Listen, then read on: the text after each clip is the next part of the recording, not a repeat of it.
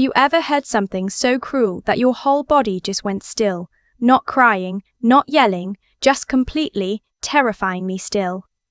That's what happened to me at my own wedding reception, in front of 200 people, in a white dress, with a bouquet of peonies still in my hands.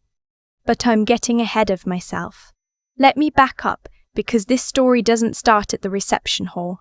It starts a long time before that, in a house where I learned very early that love in my family was not something freely given. It was something you earned, and even when you earned it, sometimes it still wasn't enough. I grew up in a small house in Columbus, Ohio, the older of two daughters. My sister Melissa was 3 years younger than me, and from the time she could walk, she was the one who got the soft voice, the proud smile, the look at what she did phone calls to grandma. I was the responsible one, the quiet one, the one who figured things out on her own because mom and dad were busy marveling at Melissa. It wasn't that they were cruel to me when I was young. It was more like I was furniture, present, functional, not particularly interesting. Melissa had a laugh that filled every room, she cried easily and recovered dramatically, and my parents found that beautiful somehow. I held things in, I made a plan, I got things done that apparently was not worth celebrating. By the time I was 16, I was doing the grocery run on my bike because my father had taken a pay cut at the plant and my mother's hours at the dentist office were unpredictable. I didn't complain. I didn't know complaining was an option. I just added it to the list of things I did without being asked, tracking the electric bill, reminding Dad when the car registration was due, making sure Melissa had new sneakers for gym class when she outgrew hers. I went to Ohio State on a partial scholarship and 2 part-time jobs. I studied finance. I graduated in 3.5 years because I took summer classes every year to save money on housing.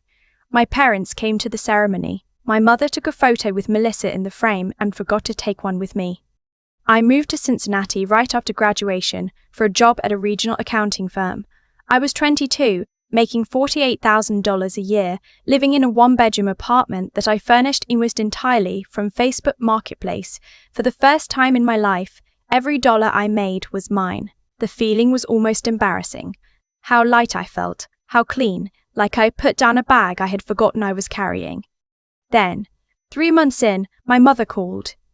My father had been laid off, not downsized, not restructured. The plant had closed entirely, 300 people gone, and my parents, who had never saved with any real intention because there was always tomorrow, were suddenly looking at their mortgage with 2 months of cushion and no plan. I sent money that month, and the next month, and the month after that. I told myself it was temporary. I told myself it was the right thing to do, and maybe it was at first, but temporary has a way of becoming permanent when no one ever says the word temporary out loud. My father found work eventually, part-time at a hardware store, 22 hours a week.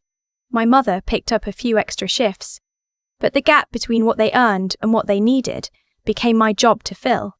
Not by any formal agreement, not even by any direct conversation, just by the understanding that I was the one who could, and therefore I was the one who should.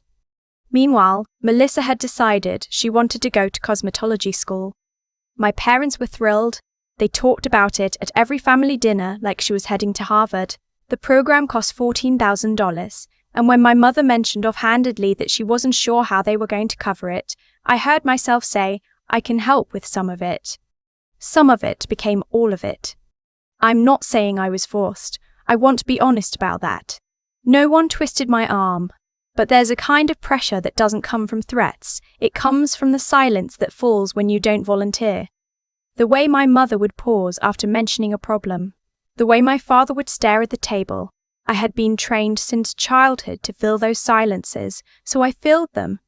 For 4 years after college, I set my parents $800 a month. I paid off Melissa's cosmetology program in full. I flew home for every holiday and usually paid for my own flight and, quietly, for whatever supplies my mother needed for the holiday meal. I did this while also paying my own rent, my own car, my own student loan payments, and a savings account I kept adding to, because even then, some part of me understood that the only person building a future for me was me. I met my husband, Daniel, when I was 26. He was a high school history teacher from Dayton, the kind of person who remembers the names of his students' pets and coaches the JV baseball team because the school couldn't find anyone else and he didn't want the kids to lose the season. He was patient and steady and funny in the specific way that only teachers are funny. He could make a room full of distracted teenagers care about the Battle of Verdun, and somehow that same quality made me feel, for the first time in my adult life, like someone was actually paying attention to me. We dated for 2 years before he proposed. When he did, in the kitchen of my apartment on a random Tuesday night, with a ring he had saved for quietly, and for a long time, I said yes before he finished the sentence. My parents liked Daniel well enough. He was polite. He brought wine when he came to Columbus.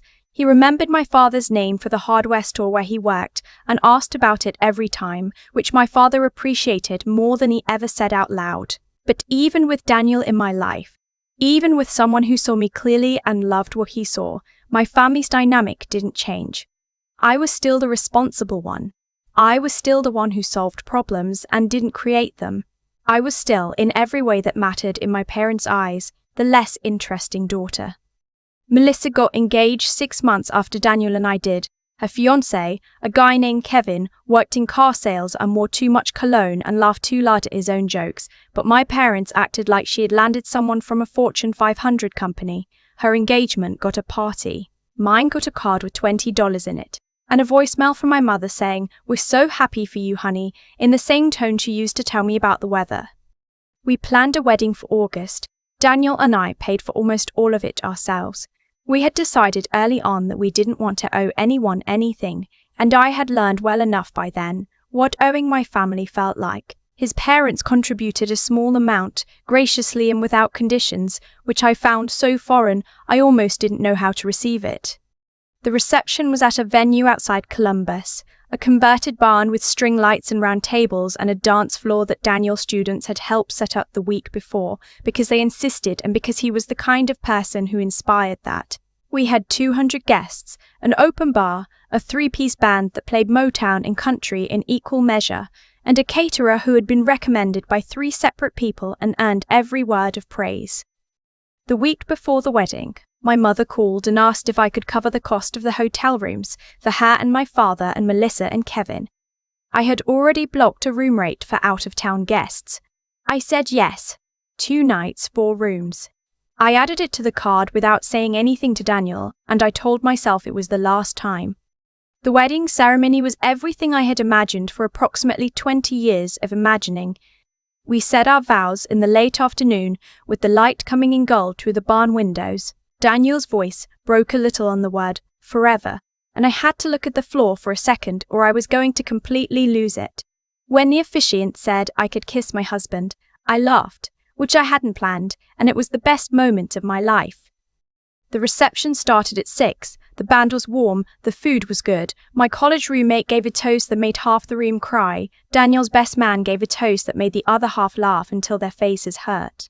I danced with my father to a Frank Sinatra song that my parents used to play on Sunday mornings when I was a child, and for about 3 minutes I forgot about everything complicated between us and just felt like his daughter. Then we sat down to eat. We were at the head table, Daniel and me, our 2 maids of honor, his best man, and my sister as my bridesmaid. My parents were at the family table directly to our left, close enough that I could hear their conversation clearly without trying. I don't know exactly what started it. I think it was Melissa leaning over to my mother during the salad course and saying something about Kevin, something about how he had cried during the ceremony, and my mother looking at him with that specific warm expression she reserved for Melissa's life. And I think something about the evening, the fullness of it, the fact that it was finally my night to be the center of something, made the contrast sharper than I could ignore. My father had had 2 or 3 glasses of wine. He wasn't drunk, but he was looser than usual. I heard him say to the woman sitting next to him, one of his cousins, I'd met twice, Melissa's the emotional one, always has been, she feels things so deeply. He said it like it was a compliment. Like feeling deeply was something one daughter had and the other didn't. The woman smiled and said something I couldn't hear. And my father said, "Oh, she's fine, she's practical, she'll be fine." I set down my fork. Daniel noticed. He put his hand over mine, under the table, and didn't say anything. He just kept his hand there. That's the thing about Daniel. He doesn't fill silences with words. He fills them with presence. I let it go. I had practiced letting things go. The main course came out. The band shifted to something slower. I was watching a table of Daniel's teacher friends absolutely destroy the dance floor during a Stevie Wonder song when my mother stood up. She didn't walk to the microphone. The microphone situation was finished. The toasts were done. She just stood at her table and spoke at a volume that was loud enough for the head table to hear, and loud enough, as it turned out, for the tables immediately surrounding her. She was looking at Melissa, who was laughing at something Kevin had said. My mother had this expression on her face, tender, proud, helplessly adoring, that I had been watching her direct at my sister my entire life. And then she said it, not to me, not to anyone really, just out into the evening air, like a thought she hadn't meant to release. I just always imagined it would be her who got married first. She's the one who was made for this. The table went quiet. I heard it. Daniel heard it. Our maid of honor sitting 3 feet from me heard it. She looked at me with an expression I will never forget, not pity exactly, more like witnessing, like she was watching something happen that she couldn't stop. I didn't cry. I want to be clear about that. The part of me that would have cried was somewhere very far away. What I felt in that moment was something colder and much more clarifying. I put my napkin on the table. I stood up. Daniel looked at me. I shook my head slightly. Not now. I'm okay, let me do this. I walked to my mother's table. I didn't rush. I was wearing heels and a wedding dress, and I walked like I had all the time in the world, because I had decided, somewhere between the head table and where she was standing, that I was not going to perform distress for anyone tonight. My mother saw me coming, and she smiled a little uncertainly. I looked at her. Then I looked at my father. Then I looked at Melissa, who had the grace to look uncomfortable. I said, quietly enough that it wasn't a scene, but clearly enough that everyone at that table heard every word, I have been paying a mortgage for 4 years. I paid for Melissa's school. I have covered shortfalls and hotel rooms and grocery runs and things you never even asked me directly for because I was too busy making sure this family stayed afloat to ever ask for anything back. Not credit, not recognition. Not even a moment where I wasn't the practical one, the reliable one, the one who handles it. Tonight was supposed to be that moment, and I heard what you just said. My mother opened her mouth. I held up one hand, not angry, just done. I am not going to make a scene at my own wedding. But I need you to understand that I heard it, and I need you to think, really think, about what it means that the daughter who has given the most has always felt like the least. I looked at my father, who had gone very still in the way that men who know they have failed go still. I said, I love you both, I think I always will, but I am going to go dance with my husband now, and I need you to sit with what I just said, not respond to it, not explain it, just sit with it. And I walked back to the dance floor. Daniel was already there, waiting. I don't know how he knew, I didn't signal him, but he was there, hand out, and the band shifted into something warm and slow without being asked. And we danced for the rest of that song and the song after it, without saying anything at all. I didn't look back at my parents' table. The rest of the reception happened. People danced. The cake was cut. We did the bouquet toss, which Daniel found endlessly funny for reasons I have never fully understood. His students' table was the last one still on the dance floor when the band started packing up. My college roommate cried again during the last song, which was exactly what I expected from her, and I loved her for it. When Daniel and I finally got into the car at midnight, our driver pulling out of the venue onto the dark highway, he looked at me and said, "Are you okay?" I thought about it honestly. "I think I am," I said. "I think I actually am." We spent our honeymoon in Asheville, North Carolina, 5 days in a cabin with a porch and a mountain view and a coffee shop in town that Daniel declared the best he had ever been to and visited 4 times in 5 days. I put my phone on Do Not Disturb for most of it. I had earned that much. When we got back, there were 3 voicemails from my mother, 2 texts from Melissa, nothing from my father. which somehow told me more about him than anything he could have said. My mother's voicemails were a progression. The first was apologetic in a sideways manner. She was sorry if I'd misunderstood. She hadn't meant it the way it sounded. She had been feeling emotional. The second was slightly more defensive. She didn't know why I had to make things so serious. It was a happy night. The third was quiet, shorter than the others, and in it she said, "I don't think I realized how much you've been carrying. I think I need to understand that better." That third one I played twice. I called her back the following week. Not because I had forgiven everything. I want to be honest. It doesn't work that fast, and anyone who tells you forgiveness is a light switch is selling you something. I called because I believe in saying hard things in real time rather than letting them calcify into permanent distance. I told her that I didn't want to cut her out of my life.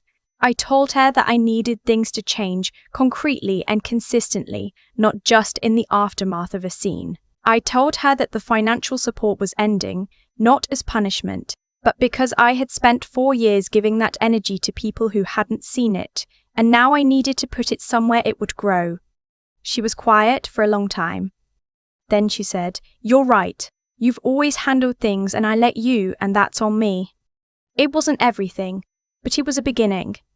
I stopped the monthly payments the following month, not all at once. I gave them 60 days, and I found my father a contact for a full-time maintenance position at a property management company, because cutting people off and leaving them to drown are two different things, and I only wanted to do one of them.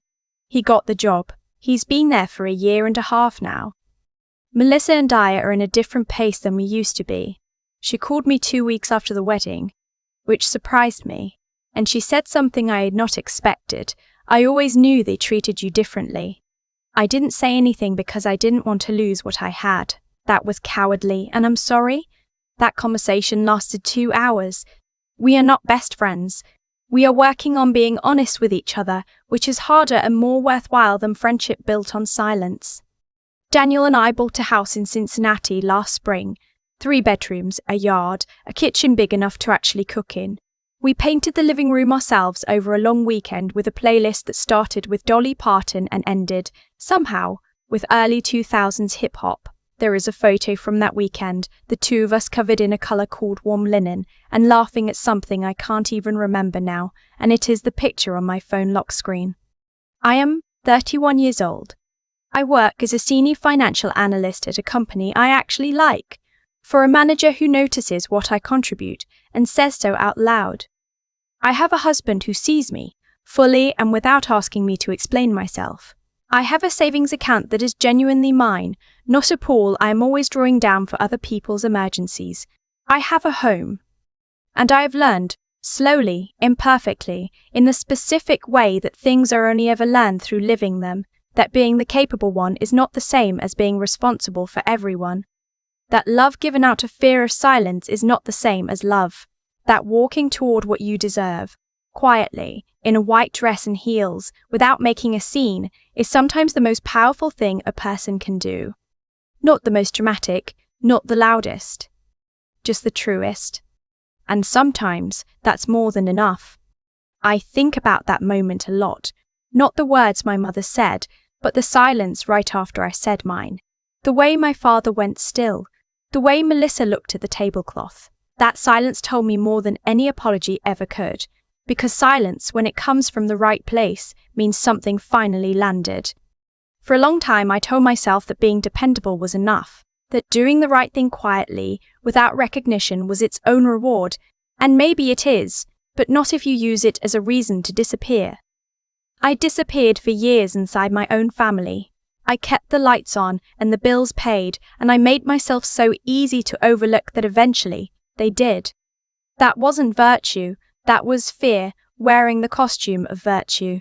Real integrity, I've come to believe, includes the courage to say, I am here, I contributed this, and I deserve to be seen. Even when saying it is uncomfortable. Even when the people who need to hear it are your own parents at your own wedding reception. What I did that night wasn't revenge. I want to be clear about that, because the distinction matters to me. Revenge wants the other person to hurt. What I wanted was to be honest in a moment when dishonesty would have been so much easier. I could have swallowed it. I had been swallowing things for 15 years. One more wouldn't have killed me, but it would have cost me something, a version of myself I was finally at 31, starting to actually like. There's something I've learned about the way consequences work, and it has nothing to do with punishment or karma or anything mystical. It's much simpler. The choices you make about who you show up as, consistently, over time, determine the life you end up in. My parents made choices for years, to let me carry what should have been shared, to celebrate one daughter's feeling and dismiss the other's doing. Those choices had consequences they are now living with. Not because anyone arranged it that way, just because that's how things accumulate. And I made choices too, to keep giving past the point of health, to confuse loyalty with self-erasure. I am also living with those consequences, and slowly, with Daniel's patience and my own hard thinking, undoing them. The smartest thing I ever did was not the speech at the reception. It was the years before it. Building skills, saving money, making myself financially independent enough that when the moment came to stop subsidizing people who didn't see me, I could actually do it. Financial clarity is a form of self-respect. It makes your choices real instead of theoretical. I couldn't have walked away from those monthly payments if I hadn't spent years understanding exactly where every dollar went and why. That kind of clear-eyed thinking about your own life isn't coldness. It's how you survive long enough to become someone you actually want to be. And the perseverance. The part where you keep going anyway, when the people who should be in your corner aren't. When you're working 2 jobs and eating cereal for dinner and wondering if anyone will ever notice, that part doesn't get enough credit. It's not dramatic. It doesn't make a good thumbnail, but it is, I think, the realest thing a person can do. Just keep going. Keep building. Keep building. Keep being someone you can respect when you look in the mirror at the end of a long day. My mother said I was the practical one, like it was a consolation prize. I've decided to wear it differently now. Being practical means I built something. Being practical means I'm still here, still standing, still choosing every day to be honest rather than comfortable. That I've learned is not the lesser thing. It never was.